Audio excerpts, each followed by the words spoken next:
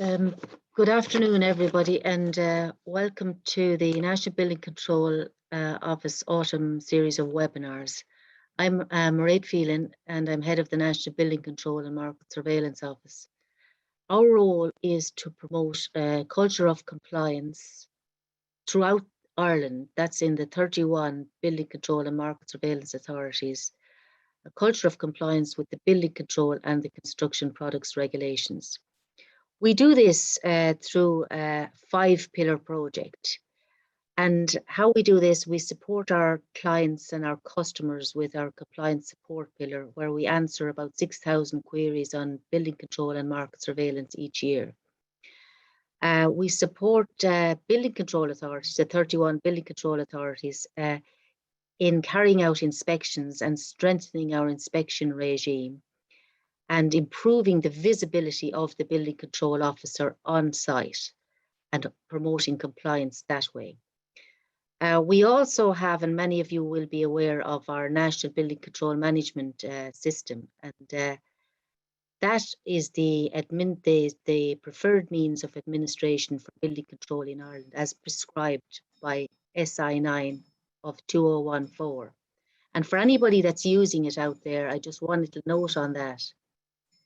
The URL has changed since Monday from localgov.ie to nbco.localgov.ie. So that's just something to note. This year we took on a new role as the competent authority for market surveillance of construction products. And we are carrying out an aggregates campaign under this throughout the whole country. And what we're here today for is our education and training pillar, where we promote compliance through education and training. And we will run in conjunction with the Institute of Technology, which is now the Technical University of the Southeast, the Certificate in Building Control Management, and also a series of webinars and other training. So today now, this is part of our training pillar, and we're going to talk about SI 393 of 2021. That's the European Union Energy Performance in Building Regulations. And I am delighted to introduce you to Edel.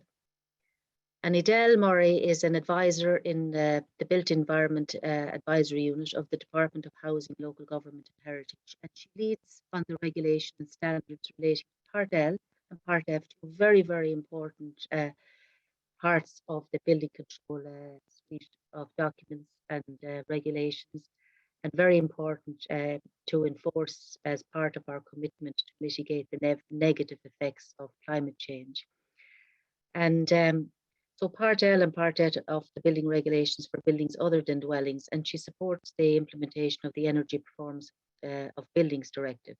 She's a registered architect with a wide range of experience in architecture, design and construction across a range of sectors, and has a number of years under her belt doing this. So I'm going to take this opportunity and welcome Edel and say thank you very much, Edel, and pass you over to Edel for the next 40 minutes. Thank you. Okay. Lovely. Thanks very much, Mairead, and thanks to yourself and the NBCO for inviting me to speak this morning on this topic. So I'll just get straight into it here, and I'll share my screen again. So. And is that coming up okay for you? That's fine, Edel. Okay, so you'll excuse me, but I have two screens going here, so I'm just going to look away from the screen as I'm going through this presentation.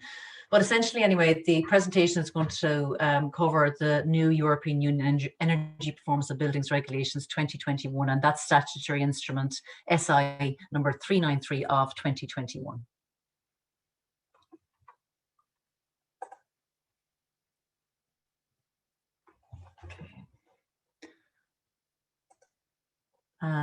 So just a quick overview of what we're going to cover here today. As I said, we're going to cover the EPB regulations, and these regulations, they transpose requirements under the European Union Energy Performance of Buildings Amending Directive 2018/844. And the particular articles that are being transposed are Articles 8.1 in part, Articles 2, 3 and 5, and Articles 14.4 and 15.4 of this directive. So a summary of what we're going to cover here today and what those articles cover are the requirement to install self-regulating devices, the requirement for new buildings and buildings undergoing major renovation with more than 10 car parking spaces to install electric vehicle recharging infrastructure, and the requirement for existing non-residential buildings with more than 20 car parking spaces to install at least one recharging point, and the requirement also for existing non-residential buildings to install building automation and control systems, BACS, in existing non-residential buildings with heating and air conditioning systems which have an effective rated output above a threshold of 290 kilowatts. So in relation to that, then what we're going to do is we're going to look at each of those areas separately. So we'll look at self-regulating devices, EV recharging infrastructure, and the BACS requirements. And under self-regulating devices, we'll look at that EPB requirement, and then we'll look under the technical guidance documents L 2021 dwellings and buildings other than dwellings provide guidance on those self-regulating devices. We'll look at EV recharging infrastructure, the EPD requirement, the technical guidance documents, the building regulation technical guidance documents L 2021, and also the new technical guidance document for the energy performance of building regulations 2021, which are separate technical guidance document for existing buildings covering EV and BACS. And BACS, again, we'll look at the BACS requirement and that new technical guidance document as well. So essentially those regulations, these new regulations were published on July 27, 2021. They have application from that date. Now there are some exclusions in those regulations and some transitional arrangements, but they're quite minimal. And I'll cover those exclusions and transitional arrangements as we go through where they're relevant. The guidance documents, as I've already referred to, they provide guidance on the self-regulating devices, on the EV recharging infrastructure, and on the building automation and control systems. In developing these regulations, we had consultation with numerous stakeholders. There was a public consultation and a regulatory impact assessment. They were published and available for review between December 5th, 2019 and February 5th, 2020. We consulted with public bodies such as DEC, the OPW, Department of Education, the HSC, SEAI, NSAI, and the National Disability Authority. And then there were stakeholder meetings with professional bodies and industry representatives such as the RII, SCSI, Engineers Ireland, ACEI, CIF, SIBS, the IGBC, IBEC, and ESB. So firstly, we're going to start with self-regulating devices, and we're going to look at that energy performance of buildings directive requirement, and which is covered under Article 8.1. And Article 8.1 states that member states shall require new buildings where technically and economically feasible to be equipped with self-regulating devices for the separate regulation of the temperature in each room, or where justified in a designated heated zone of the building unit. In existing buildings, the installation of such self-regulating devices shall be required when heat generators are replaced where technically and economically feasible. So the regulation under the EPB regulations, Regulation 5A and 5B introduced the requirements then for self-regulating devices.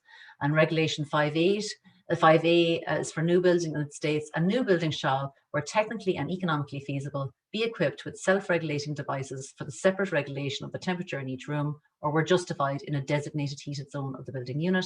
And Regulation 5B is for existing buildings, and it's where a heat generator is being replaced in an existing building where technically and economically feasible, self-regulating devices shall also be installed.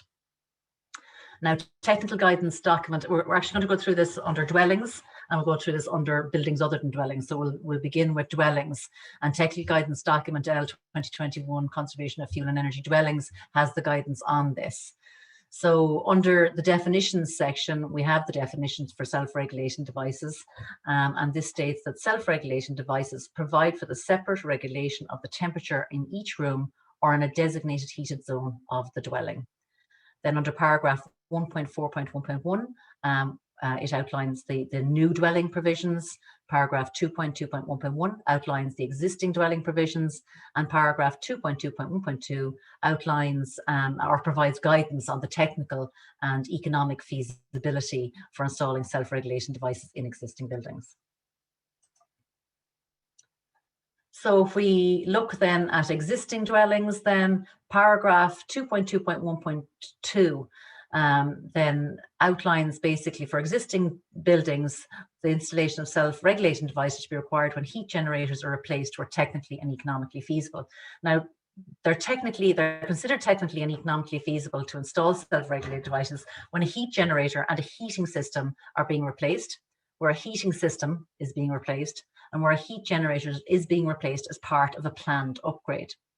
It is not generally considered technically and economically feasible to install self-regulation devices when a heat generator is being replaced in an emergency situation, i.e. that's basically when the works are unplanned, or where it is not possible to install self-regulation devices without carrying out substantial alterations to the systems and or to the building. And so in these circumstances, the installation of self-regulation devices should be undertaken, however, at the next planned refurbishment or upgrade to the building. So they're really, in most situations, it is considered to be technically and economically feasible to install self-regulation devices, but in those kind of unplanned situations where your boiler or whatever might break down, then it would not be considered technically economically feasible. And I suppose there'd be so much upset maybe to a building if you were to try and do it at that point.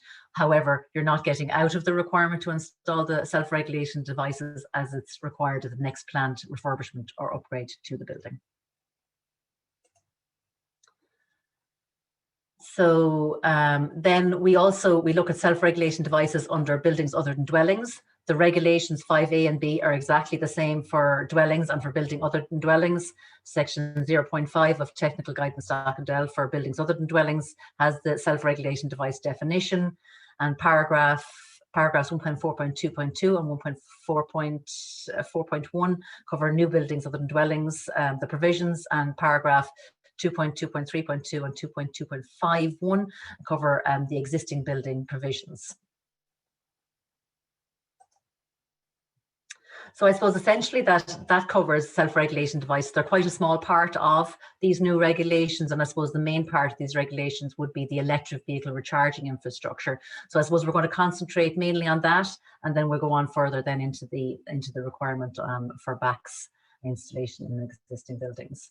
So electric vehicle recharging infrastructure then, the EPBD requirement comes under three articles of that amending directive. So there's Article 8.2, Article 8.3 and Article 8.5.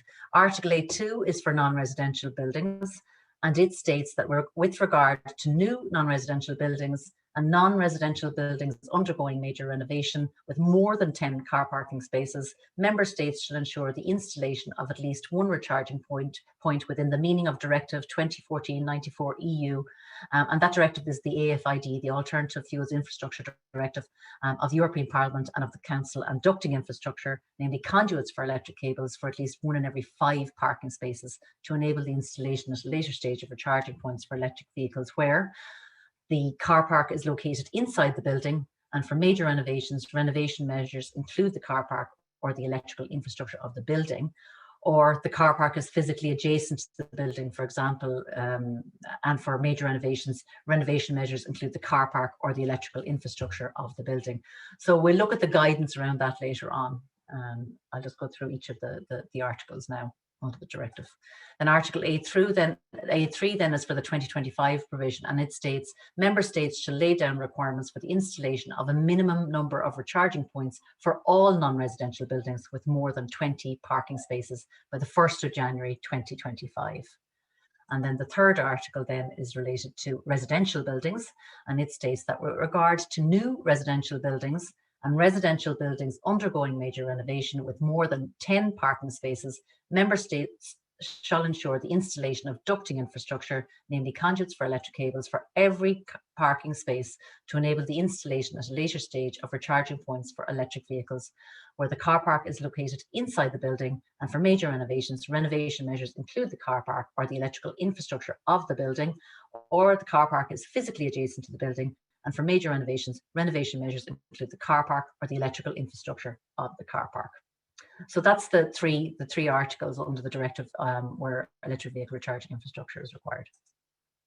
So just a quick summary of that then. So of that scope of the directive. So you have new buildings and you have buildings undergoing major renovation, non-residential buildings and residential buildings with more than 10 car parking spaces. Non-residential buildings require at least one recharging point to be installed and ducting infrastructure for 1 and 5, and residential buildings require ducting infrastructure for every car parking space. There is also, there highlighted in red, you have the existing buildings requirement under Article 8.3, and that's only for non-residential buildings with more than 20 car parking spaces, and then the requirement to install a minimum number of recharging points, and the minimum number of recharging points that we have in the regulations is essentially 1, or at least 1. So we'll go on then to the technical guidance documents and the Energy Performance of Buildings Regulations 2021 regulations themselves. So again, we're going to start with dwellings, and we're going to look at section 1 for new buildings, and regulation 5F is where new buildings are covered here, and it says that a new building containing one or more than one dwelling which has more than 10 car parking spaces should have installed ducting infrastructure consisting of conduits for electric cables for each car parking space to enable the subsequent installation of recharging points for electric vehicles. Now, subsection 1.4.6 covers electric vehicle recharging infrastructure. That's a whole new section in the technical guidance documents. Paragraph 1.4.6.1 outline the provisions, and paragraph 1.4.6.2 provide guidance on ducting infrastructure. Now, as I said earlier on, there are transitional arrangements, and this is one of the areas where transitional arrangements apply. It's quite minimal, but regulation 5F shall not apply where the submission of a notice has been made in respect of building works concerned on or before the 10th of March 2021, and where the submission of a notice has been made on or after the 11th of March 2021, then the requirements of regulation 5F then the requirements of regulation 5F will apply. So essentially the notice that they're talking about here is a commencement notice or a 7-day notice. If that was submitted after the 10th of March, then the regulations will apply. So we'll go into the technical guidance documents then, and we see that under paragraph 1.4.6.1, it states that for a new building with more than 10 car parking spaces, ducting infrastructure is required for every car parking space. And that applies where the car park is located inside the building, for example, a basement car park, or the car park is physically adjacent to the building, such as the car park is within the curtilage of the site. So you're talking about, surface car parking.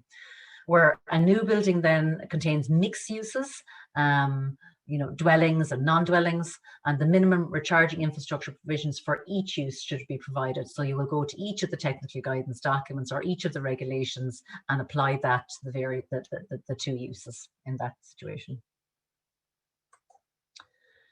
Then for new buildings, paragraph 1.1.5 of technical guidance document M provides guidance on accessible on-site car parking. And in terms of that, there's that under diagrams 8 and 9, that gives you the space provisions that are required for your standard accessible car parking space.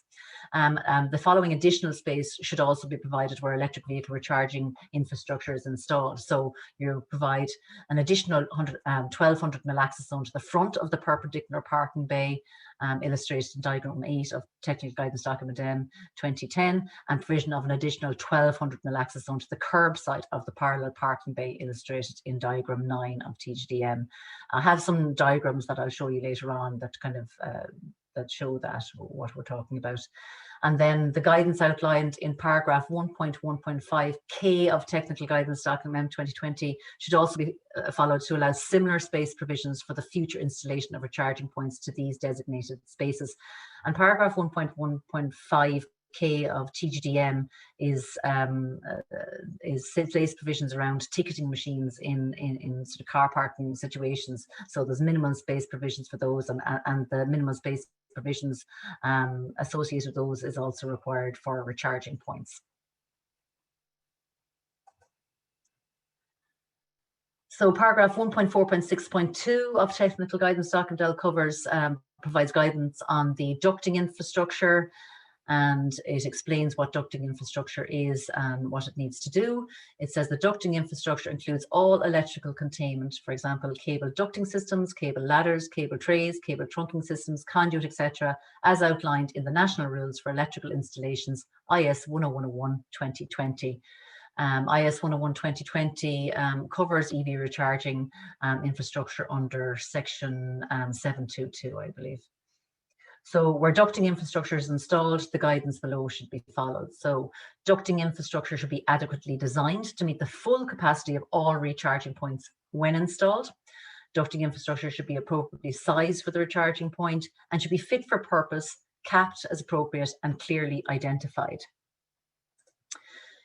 It should also be routed back to a suitable location with electrical supply access and adequate space provided to accommodate all recharging point ducting connections and electrical supply equipment.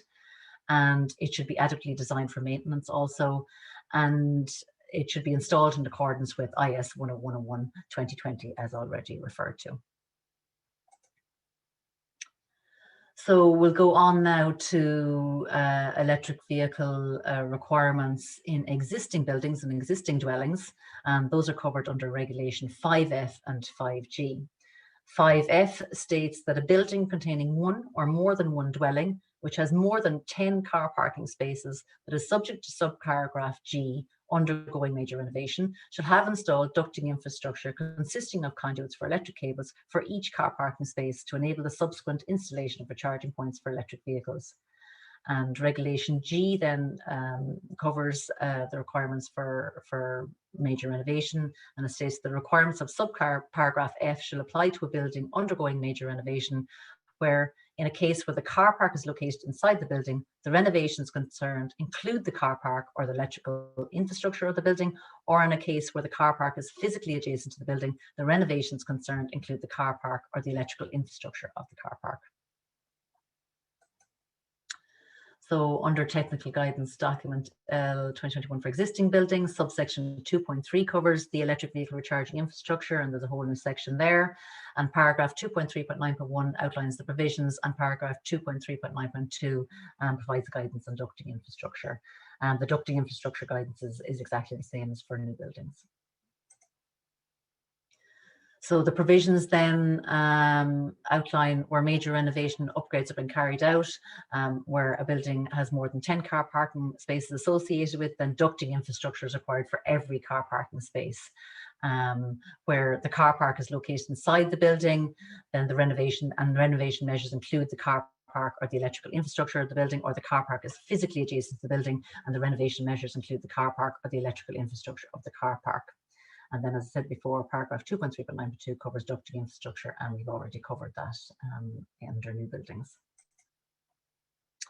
So that essentially covers then dwellings, the requirements for dwellings, and we'll move on now to the electric vehicle recharging infrastructure requirements for buildings other than dwellings. So again, these are covered in the technical guidance document L 2021 Conservation of Fuel and Energy Buildings Other than Dwellings has the guidance for that in here. So the new regulation there, Regulation 5E for new buildings, states that a new building which has more than 10 car parking spaces should have installed at least one recharging point, and ducting infrastructure consisting of conduits for electric cables for at least one in every 5 car parking spaces to enable the subsequent installation of recharging points for electric vehicles. So there's a whole new section in the technical guidance document under subsection 1.4.7 for which covers electric vehicle recharging infrastructure. Paragraphs 1.4.7.1 and 1.4.7.2 outline the provisions. Paragraph 1.4.7.3 provides guidance on the recharging points, and then paragraph 1.4.7.4 provides guidance on ducting infrastructure. Again, there are some transitional arrangements associated with Regulation 5E, and Regulation 5E shall not apply to a building where the submission of the notice has been made in respect of the building we're concerned on or before the 10th of March 2021, or that is owned and occupied by a small or medium-sized enterprise. And where the submission of a notice has been made on or after the 11th of March 2021, then the requirements of the Regulation 5E apply. So there's just a small window there where you may be exempt from these regulations. and the small and medium-sized enterprises are defined in TEFU. So we look at the technical guidance document, and under paragraph 1.4.7.1 outlines the provisions, and it states that for new buildings where there are more than 10 car parking spaces and the car park is located inside the building, such as again a basement car park, or the car park is physically adjacent to the building, i.e. the car park is within the curtilage of the site, such as surface car parking, the following minimal electrical vehicle recharging installations should be provided. So you have to provide at least one recharging point, and then ducting infrastructure for 1 in every 5 car parking spaces. There's also a requirement there to install at least one accessible recharging point, or 5% of the total recharging point provision, whichever is the greater. And that's in accordance with similar provisions for accessible car parking spaces as outlined under a technical guidance document M. Subsection 1.1.5, and then where only one recharging point is provided, this should be located so that it can be used either from a standard car parking bay or from an accessible car parking bay. And where this is not possible, then 2 recharging points should be provided, one for the accessible bay and one for the standard car parking bay.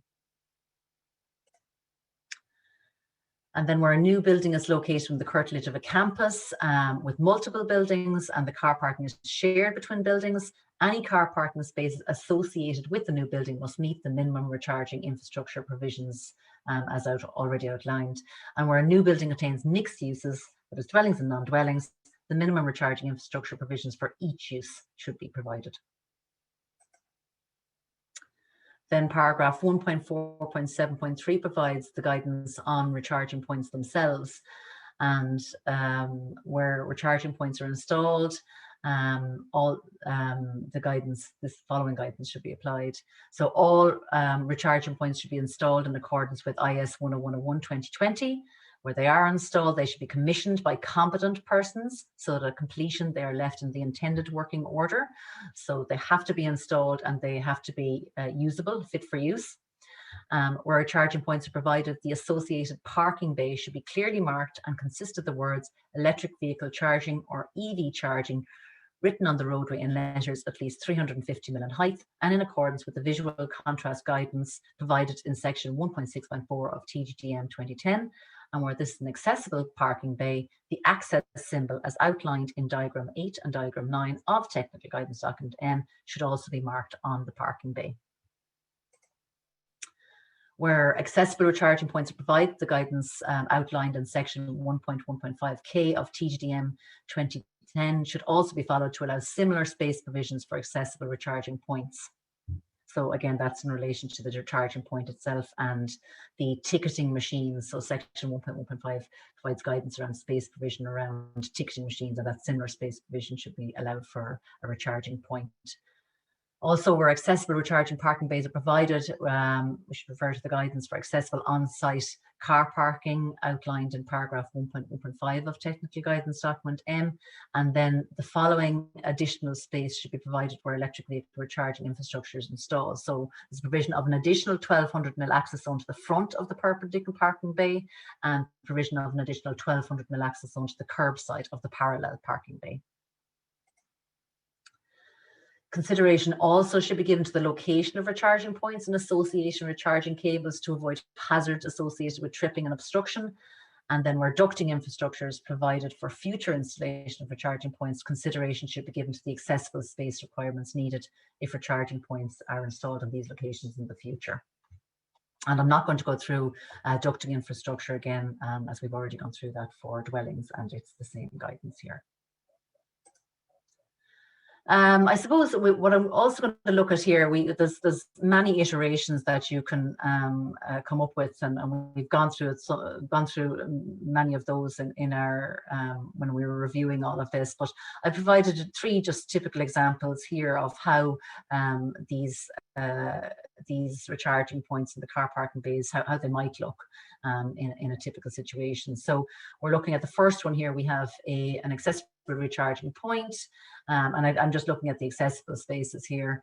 And in this case, you have the parallel, you have the perpendicular parking bay.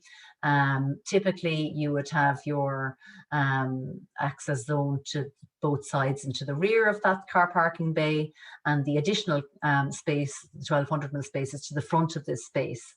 And the reason for providing that is because, unfortunately, there's no universal location of the plug-in location on the vehicle, on the numerous models of electric vehicles that are out there. And because of them, we need to be able to access those in the recharging parking bay.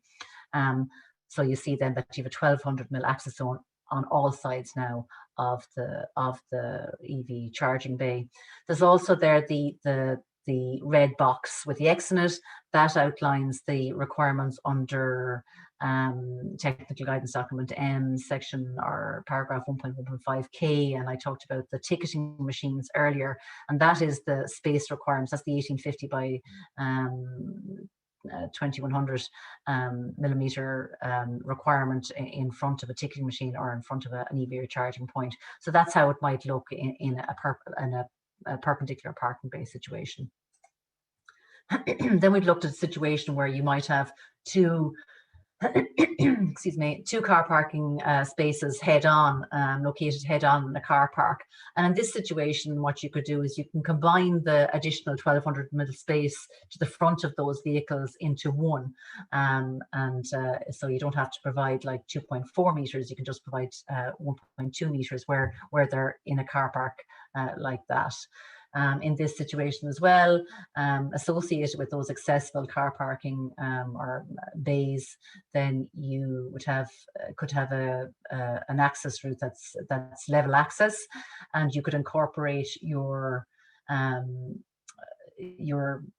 circulation zone or your free zone around the accessible recharging point into that kind of access route, that level access route beside those car parking bays. That's just one way of doing it, just to save on space. And again, just as another example, just to show you a parallel parking bay and the additional requirement on the curb side of the 1200 mil access zone.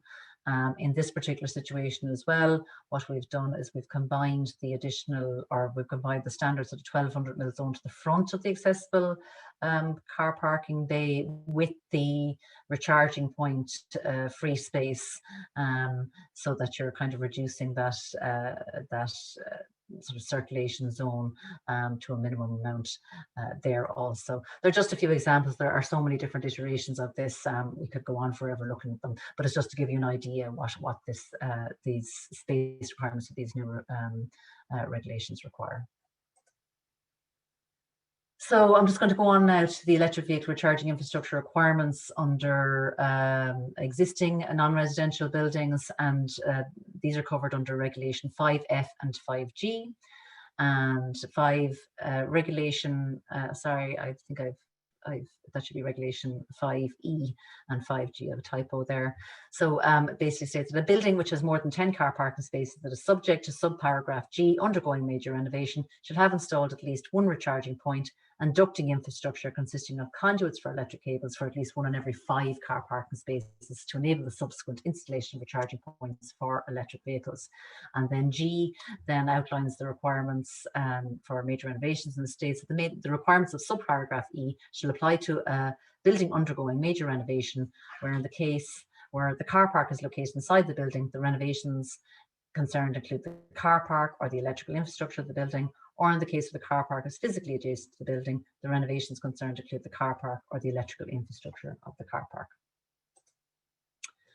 Then for existing buildings, subsection 2.3.6 has a new guidance section on electric vehicle recharging infrastructure, and paragraphs 2.3.6.1 through to 2.3.6.4 outline the provisions. So paragraph 2.3.6.1 states that electric vehicle recharging infrastructure should be provided when major renovation upgrades have been carried out to a building where there are more than 10 car parking spaces, and where the car park is located inside the building. The renovation measures include the car park, the electrical infrastructure of the building, or the car park is physically adjacent to the building. The renovation measures include the car park or the electrical infrastructure of the car park. Again, these are very similar to dwellings, so we'll fly through them again. Again, the minimum electric vehicle recharge infrastructure that should be provided, so at least one recharging point, and ducting infrastructure for 1 and 5. And where electric vehicle charge infrastructure by the guidance provided in paragraphs 1.4.7.3 and 1.4.7.4 should be followed. So it's exactly the same guidance as for new buildings.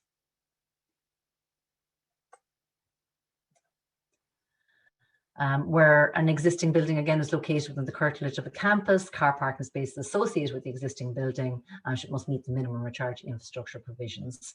And then when an existing building contains mixed uses, then the minimum recharge infrastructure provisions for each use should be provided.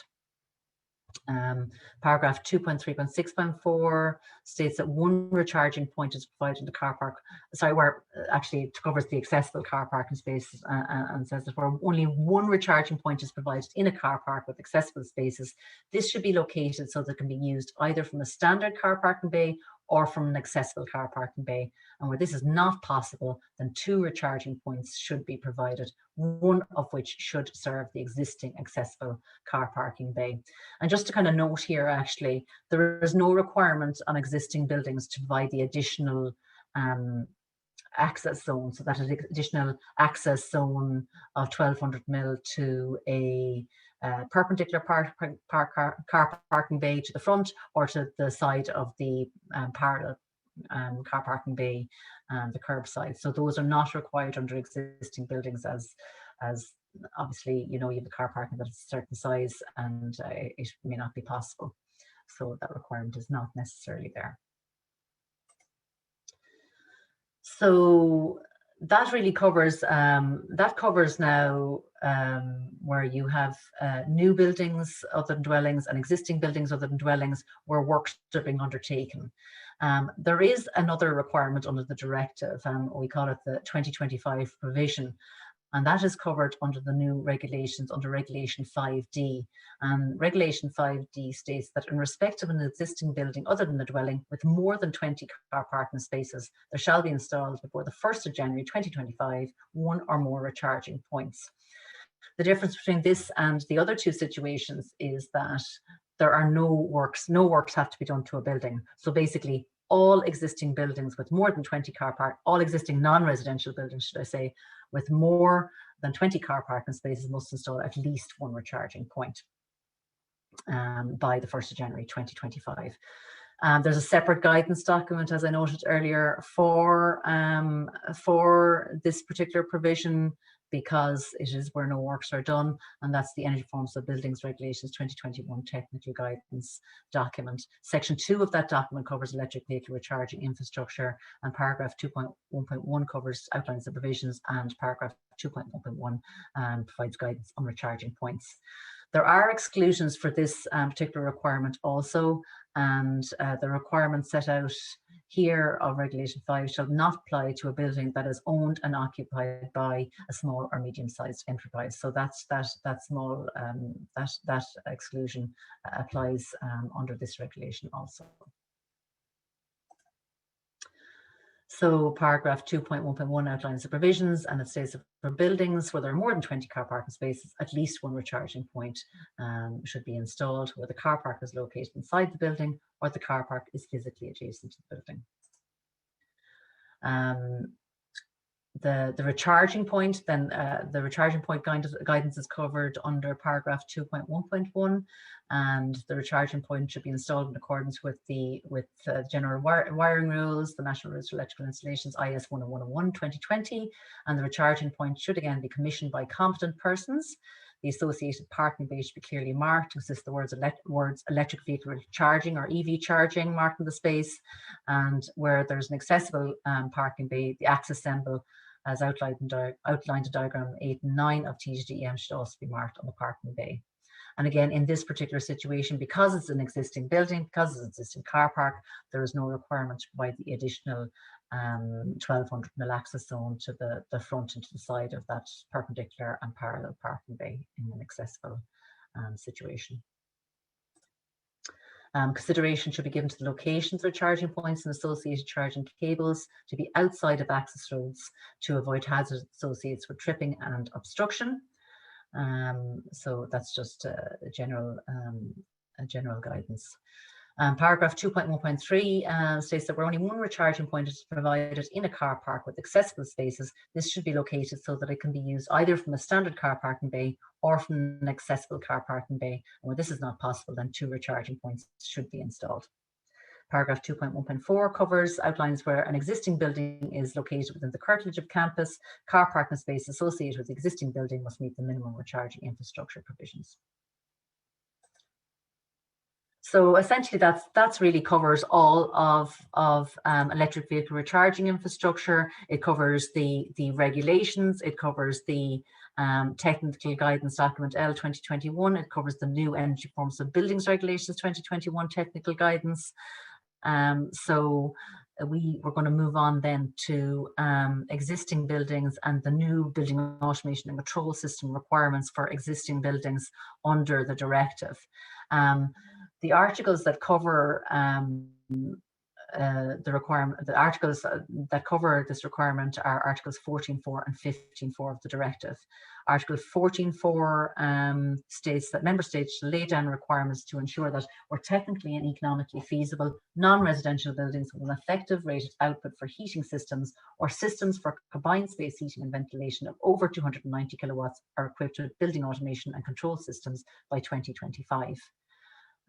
Then Article 15.4 similarly states that member states shall lay down requirements to ensure that where technically and economically feasible, non-residential buildings with an effective rated output for air conditioning or systems for combined air conditioning and ventilation of over 290 kilowatts are equipped with building automation and control systems.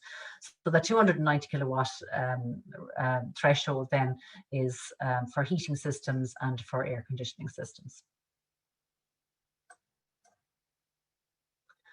So the functionality of those 2 articles is of those 2 requirements covered under Articles 14.4 and 15.4 is the same, and it states under those 2 articles that the building automation and control systems shall be capable of continuously monitoring, logging, analysing, and allowing for adjusting energy use, and for benchmarking the building's energy efficiency, detecting losses in efficiency of technical building systems, and informing the person responsible for the facilities or technical building management about opportunities for energy efficiency improvement, and allowing communication with connected technical building systems and other appliances inside the building, and being interoperable with technical building systems across different types of proprietary technologies, devices, and manufacturers.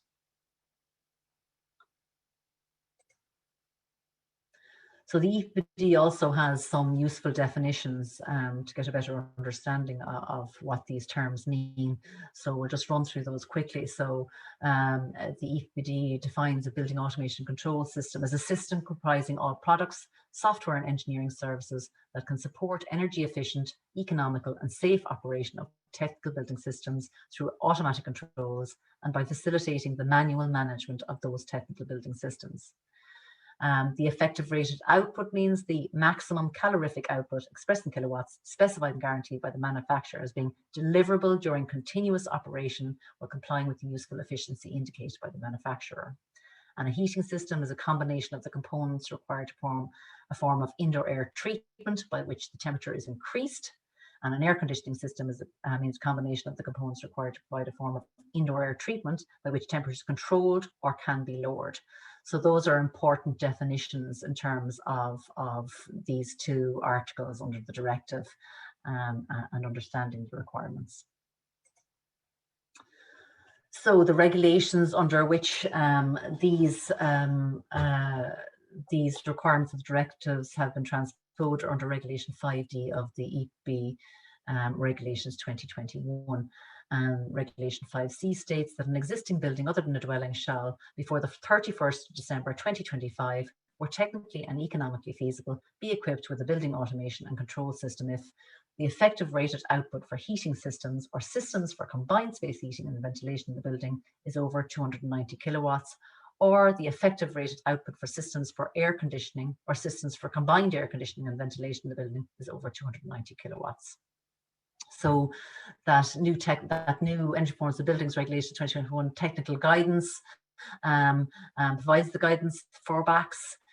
in these existing building situations, and that's covered under section 1 of that document. Paragraph 1.1.1 outlines the heating system provisions. Paragraph 1.1.2 outlines the air conditioning system provisions.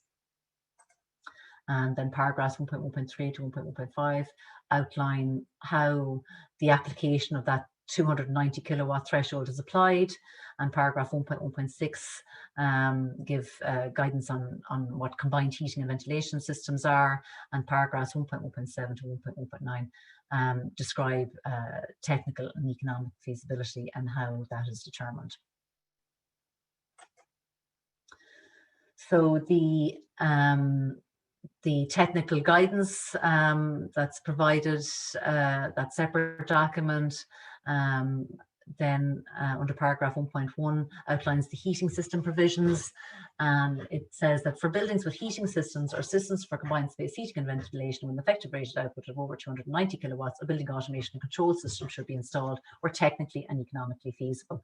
I'm not going to go through the functions again. They're the same, exactly the same as what's outlined in the directive under the two articles 14.4 and 15.4. So the same functionality is required here in the regulation, and as outlined in the technical guidance that's provided here. So paragraph 1.1.2 outlines the provisions for air conditioning systems and says that for buildings with systems for air conditioning or systems for combined air conditioning and ventilation with an effective rated output of over 290 kilowatts, a building automation and control system should be installed where technically and economically feasible. And again, the same functionality as for heating systems here as well. Then paragraph 1.1.3 outlines sort of the application of 290 kilowatt threshold, and that 290 kilowatt threshold applies to each system individually. So the obligations apply in all of the following cases. So where the effective rated output of the heating system is above 290 kilowatts, where the effective rated output of the combined heating and ventilation system is above 290 kilowatts, where the air conditioning system is above 290 kilowatts, or where the combined air conditioning and ventilation system is above 290 kilowatts. So again, it applies to the systems individually. Again, where combined systems are in place, then the effective rated output should reflect the capacity of the combination of systems. And a system, usually a system will combine more than one unit that operates jointly, and in this case the effective rated output corresponds to the sum of the effective rated outputs of the individual systems. So basically, if you have a number of systems in a building, which would not be uncommon, then you add up the effective rated output for the various systems, and if the sum of those effective rated outputs goes beyond 290 kilowatts, then the regulations apply to install the BACS system. Paragraph 1.1.7 then covers the technical and economic feasibility for installing a building automation and control system. And basically, it's normally considered technically and economically feasible to install a BACS system for the heating, air conditioning, or ventilation systems, and that's outlined in paragraph 1.1.3 above. So it's normally considered technically and economically feasible, as I outlined in the last couple of slides there. Additional situations where it is typically considered technically and economically feasible to install a building automation control system where the heating and air conditioning systems or ventilation system is greater than 290 kilowatts include when a heat generator and a heating system are being replaced, where a heating system is being replaced, or a combined heating and ventilation system is being replaced, where an air conditioning system is being replaced, or a combined air conditioning and ventilation system is being replaced. And where an air conditioning system is being replaced and a combined air conditioning and ventilation system is being replaced. So in all of those, the above cases, the technical characteristics of the existing system and the building or building unit should make it possible to install a building automation and control system. So I suppose one of the difficult things, I suppose, here to work out is that technical and economic feasibility. And I suppose technical feasibility is quite simple. Like building, in most cases, as we've already outlined there, it's technically feasible to install a building automation and control system. Economic feasibility is a little bit more difficult to work out, and there's some guidance provided on that. And I suppose so we provide the guidance in this document here, and where it is considered that it is not economically feasible to install a building automation and control system, a cost benefit assessment should be completed by an independent competent professional, and that could be a chartered surveyor or a chartered engineer or another qualified person, competent professional. This assessment should be based on the expected energy cost savings generated by the building automation and control system, and a comparison of the upfront running costs of installing the BACS over the system's lifetime. Now, there is some guidance around cost benefit assessments in CIPSE Guide H and other guidance. Alternatively, in terms of technical and economic feasibility a simple payback method can be used, taking into account the length of time to recover the initial investment from the benefits produced by that investment from the time the BACS system is operational. And this will be again completed by an independent competent professional, and it will be based on the average annual energy fuel bills over the preceding 3 years and expected energy savings of the installed building automation control system in operation. And typically a maximum payback of 10 years for public buildings and 3 years for other buildings such as hotels and offices is considered economically feasible. Again, these assessments then should be retained by the building owner, and they can be produced to a building control officer should they visit a particular building. Just to note that it may not be technically feasible to install a BACS system when the system's technical characteristics prevent the requirements from being applied. So in buildings that are equipped with old systems, such as in historical or protected structures with protected services, but these cases really, they should really rarely arise. So for the majority of buildings, technical feasibility is not an issue. So it's normally considered feasible to install BACS in the building specified under paragraph 1.7 of that technical guidance for these regulations. Just to note also that we are developing with SCAI an assessment methodology to determine the technical and economic feasibility within the meaning of the directive, and further information in relation to the application of the European Energy Performance of Buildings Regulations 2021 will be available at a number of SCAI events which are scheduled to take place in Q4 of this year, and details of these events will be provided on the SCAI website when the dates have been finalised. So we're in the middle of finalising those assessment methodologies with the SCAI, and there will be sort of examples and samples provided of what sort of building control officers maybe should look for if they visit a building in relation to those feasibility assessments. So I suppose that's pretty much it. It was a very quick overview, and there's a lot of information in that, but I know that Shirley is going to circulate a copy of this presentation after this morning, and also the technical guidance documents, documents L 2021 for dwellings and buildings other than dwellings. They are available at the 2 links provided here, and the Energy Performance of Buildings Regulations 21 technical guidance, that's also provided or available at this link here on the gov.ie website. So I know it was a lot of information in that, but hopefully it kind of gives you an overview of the requirements and where to look for the guidance on that. So thank you. Thank you very much, Edel. You're correct. That was a very comprehensive overview of SI 393 of 2021.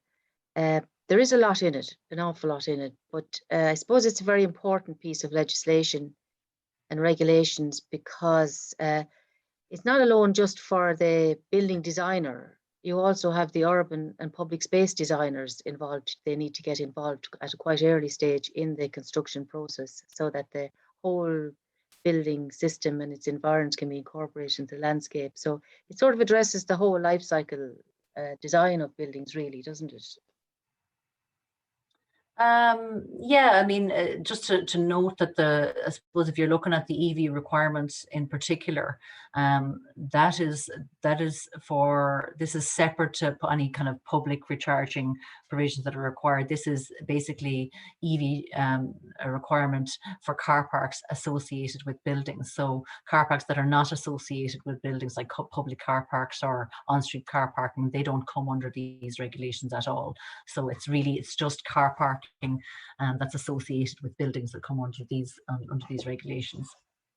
Now, I have a few questions here for you. Just while I'm getting there, it's the building control authorities that are the regulators for this, and they enforce it.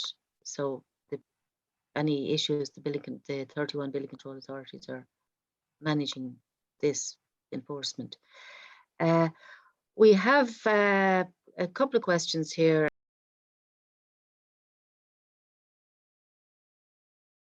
And that's it there, Edel, and I would like to take this opportunity to thank you very much for contributing to this and for your time. And there's a lot of time getting all that information into one small package and delivering it in a small time frame, because, as I said, it is quite a lot. And I'd like to thank Shirley Lamb for making the whole thing available and doing all the groundwork for this. So thank you, Shirley, and thank you, Edel. No problem. Thank you. Thank you, everybody else, for attending.